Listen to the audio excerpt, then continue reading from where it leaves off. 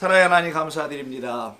주님의 은혜로 2017년 한 해가 이렇게 주의 은혜 가운데서 맞춰지고 새로운 2018년을 맞이하는 귀한 성도님들이 오늘의 모든 일들을 마치고 주님 말씀을 배우는 이 자리로 모여들었습니다.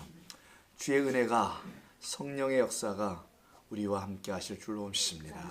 감사하며 예수님의 이름으로 기도드립니다. 아멘. 자, 성경을 한번 펴시고요. 오늘은 말씀드린 대로 창세기를 하지 않고 마태복음을 하겠습니다. 네, 산상수훈의 부분을 금요일 날 했었었는데요. 오늘 사실은 마지막 남은 부분을 오늘 끝을 내서 2017년에 산상수훈을 마감을 하려고 합니다. 네, 그런 의도에서 오늘 산상수훈 부분 7장 금요일 날 23절까지 했거든요. 24절부터 하겠습니다. 그러므로라고 하는 그런 부분 있죠? 그러므로 하는 부분입니다. 24절. 마태복음 7장 24절. 일단 본문을 좀 한번 찾아보실까요? 절수가 많지 않으니까 한번 읽어보고 우리가 같이 말씀을 나눠보도록 하겠습니다. 24절부터 한 절씩 저랑. 그러므로 누구든지 나의 이 말을 듣고 행하는 자는 그 집을 반석 위에 지은 지혜로운 사람과 같으리니 비가 내리고 창수가 나고 바람이 불어 그 집에 부딪히되 무너지지 아니하나니 이는 주추를 반석 위에 놓은 까닭이요 나의 이 말을 듣고 행하지 아니하는 자는 그 집을 모래 위에 지은 어리석은 사람 같으리니 비가 내리고 창수가 나고 바람이 불어 그 집에 부딪힘이 굳어져 그 무너짐이 심하니라. 예수께서 이 말씀을 마치심에 무리들이 그의 가르침에 놀라니 이는 그 가르치는 것이 권위 있는 자와 같고 그들의 서기관들과 같이 아니함일러라. 아멘. 감사합니다. 맞아요. 마태복음 7장. 오늘은 산상수훈의 마지막 부분을 합니다. 원래는 주일날은 창세기잖아요. 여러분들이 양해를 구하고 우리 산상수훈을 금요일날 하는 시간이었는데 지난 금요일날이 바로 앞본문까지 끝내서 나머지 24절부터 끝까지 하면은 올해 중으로 마치게 된다는 생각에 여러분들과 말씀을 나눠보고 또 산상수훈을 들을 수가 없으신 분들이 있죠. 금요일에 오실 수가 없어서 또 그런 분들을 위해서도 한번 산상수훈을 마지막 부분 한번 듣게 되시면은 도움이 되지 않을까 생각도 됩니다. 먼저 오늘 본문은 산상수훈의 결론입니다. 일찍이 여러분 마태복음을 말씀을 나눌 때 여러분들 알려드렸습니다만은 산상수훈은 마태복음은 총 5개의 예수님의 가르침으로 되어 있는 것입니다. 그 중에 첫 번째가 산상수훈이라는 거예요. 꼭 기억하십시오. 5개의 설교 혹은 5개의 가르침으로 되어 있는 것입니다.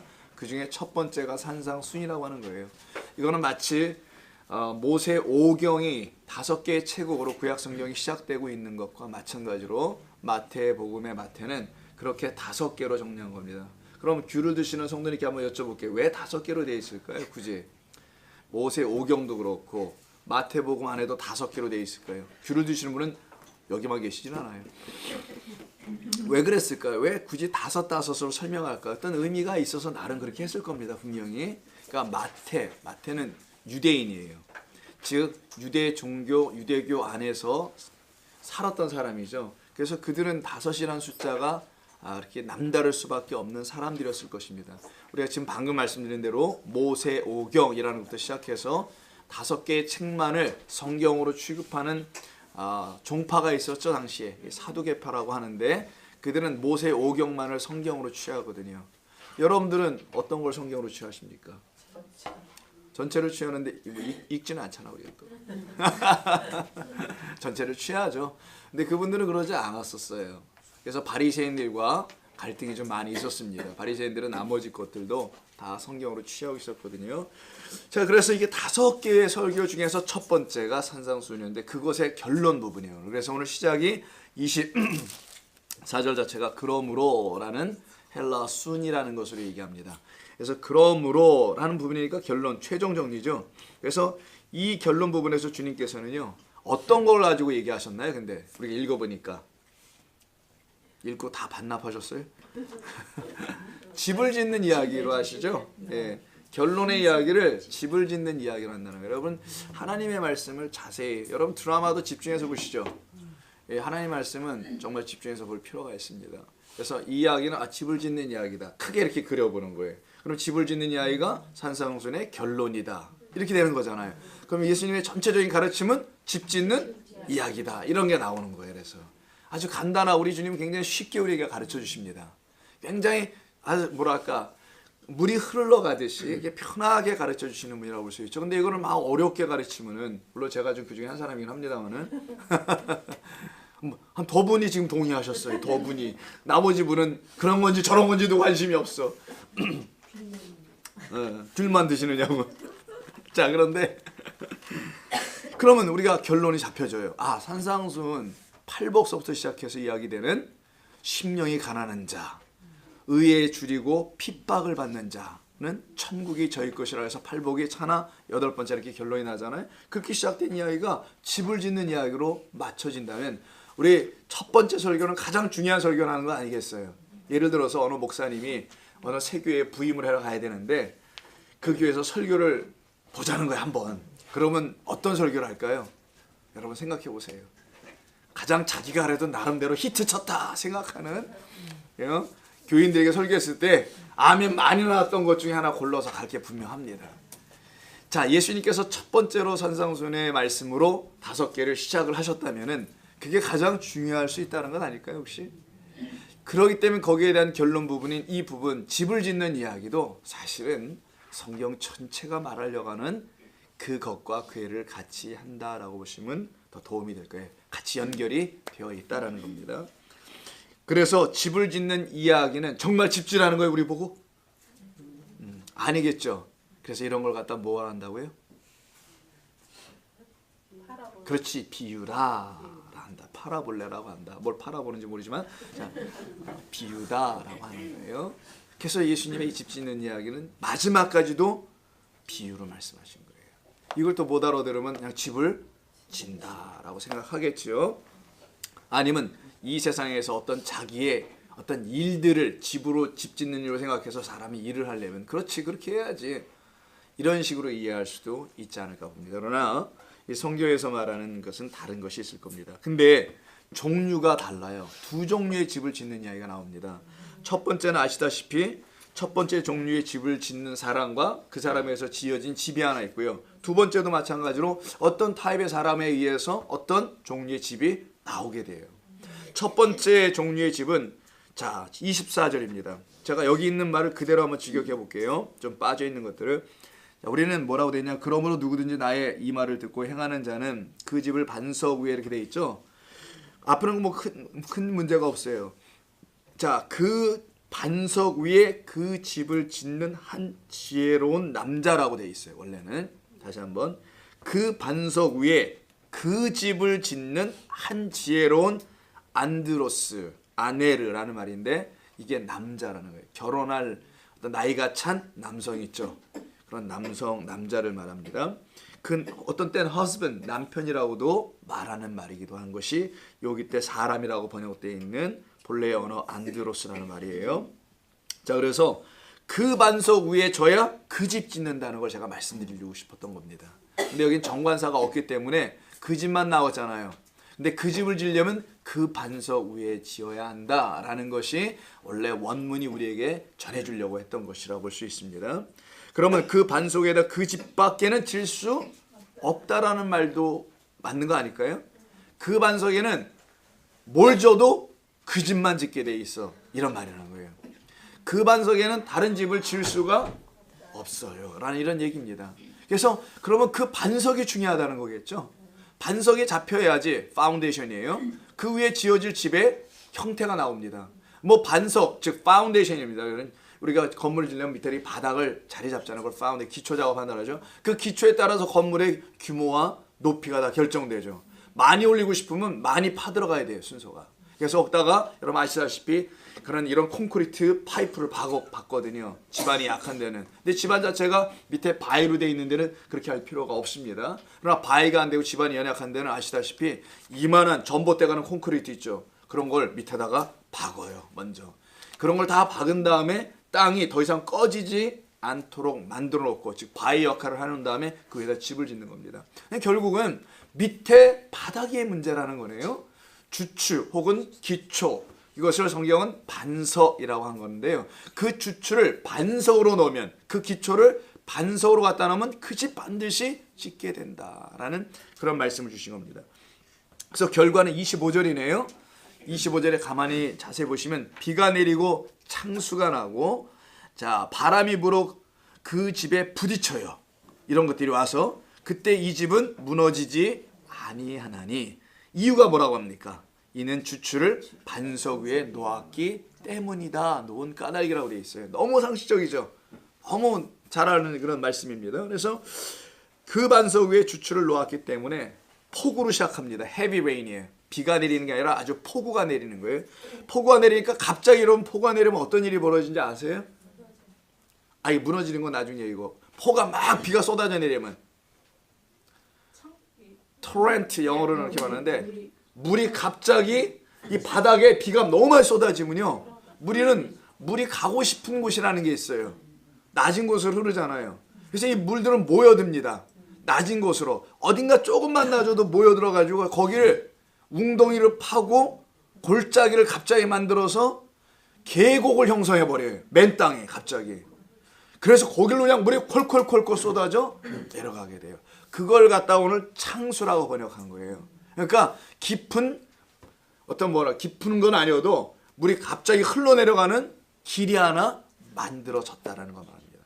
비가 너무 한꺼번에 쏟아지니까 물길이 한 번에 갑자기 불어나서 홍수를 내서 생기게 된 거죠. 그것이 어떻게 한답니까? 그 집을 강타한다, 친다라고 되어 있어요. 가서 치니까 침에도 불구하고 무너지지 않더라는 거죠. 결국 이 집은, 우리 주님께서 첫 번째로 알려주신 이 집은 지혜로운 남자가 짓는 집이라고 되어 있죠. 자, 그러면 지혜로운 남자가 짓는 집이기 때문에 무너지지 않는다는 결론이 나오겠네요. 지혜로운 자가 짓는 집은 주추를 반석 위에 놓는 자라는 것을 또 얘기해 주셨네요. 너무나 우리에게 너무 편하게 말씀해 주셨어요. 그래서 결국 무너지지 않게 되는 집을 지었다라는 그런 얘기인 거예요.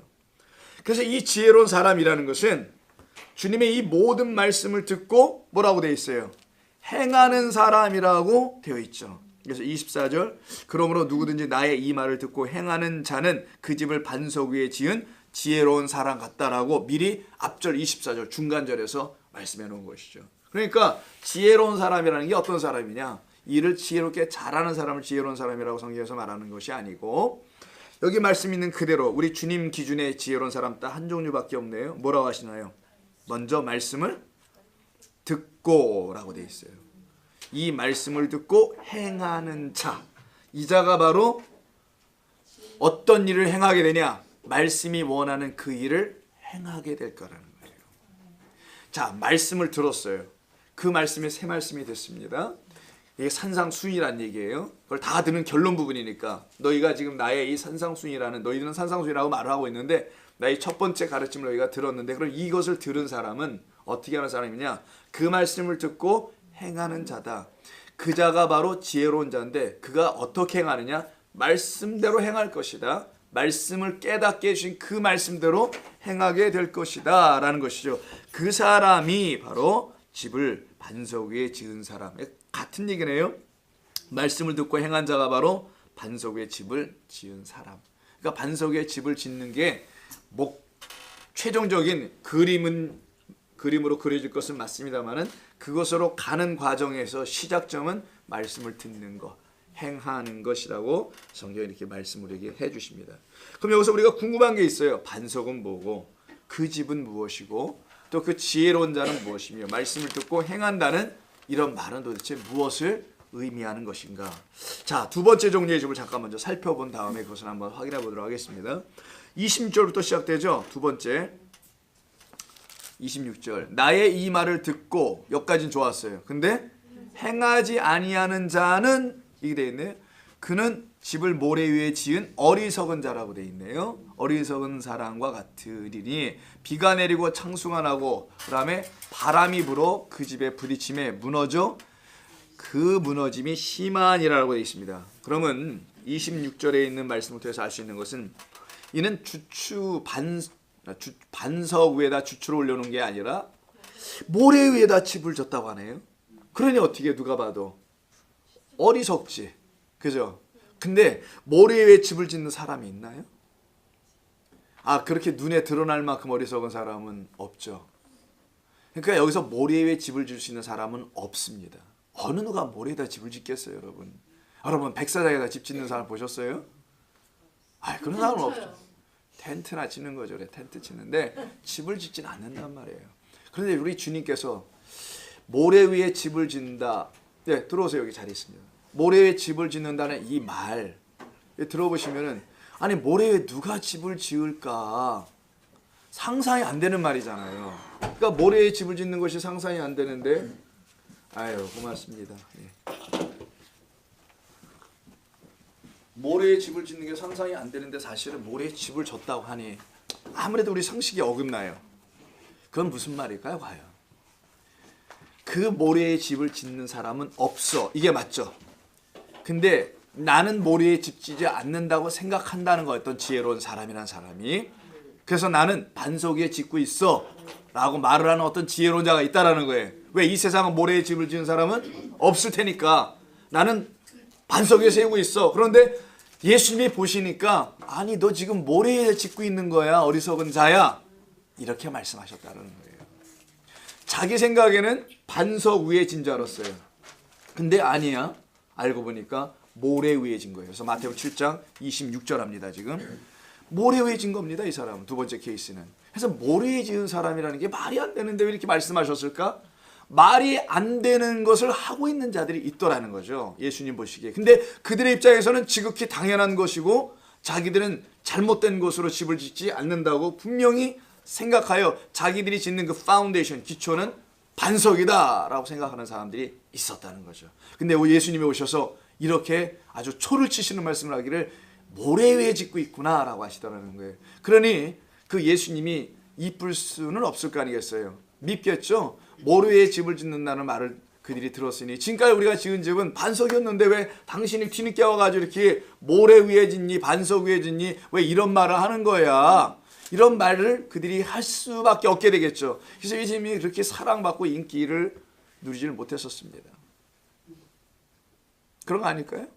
그러니까 사람들이 그 말을 잘 이해하거나 깨닫지 못했다는 그런 말이기도 합니다. 자, 그럼 결국은 결과가 있어요. 이 모래 위에 집을 지었기 때문에 비바람이 치죠. 27절. 비 내리고 창수 나고 바람이 불어. 똑같네요. 그 집에 부딪힘에 무너져서 그 무너짐도 또 심하다고 그러네요. 무너지는 것만 기록해도 좋은데 굳이 무너짐이라는 명사까지 동원해서 심하다고 할까요? 분명히 그 이유가 있어요. 여러분, 조그만 성냥개비로 지은 집 무너져봤자 뭐 소리 납니까? 근데 큰 높이 한 10층, 너무 작은가? 한 100층이 무너진다고 생각해 보세요. 100층. 이 소리가 어떨까요? 어마어마하겠죠. 그래서 무너짐이 심하더라라는 말은 이 잘못 지은 집이라는 것. 그러나 자기들의 눈에 볼 때는 어떻게 해요? 잘 졌어요? 못 졌어요?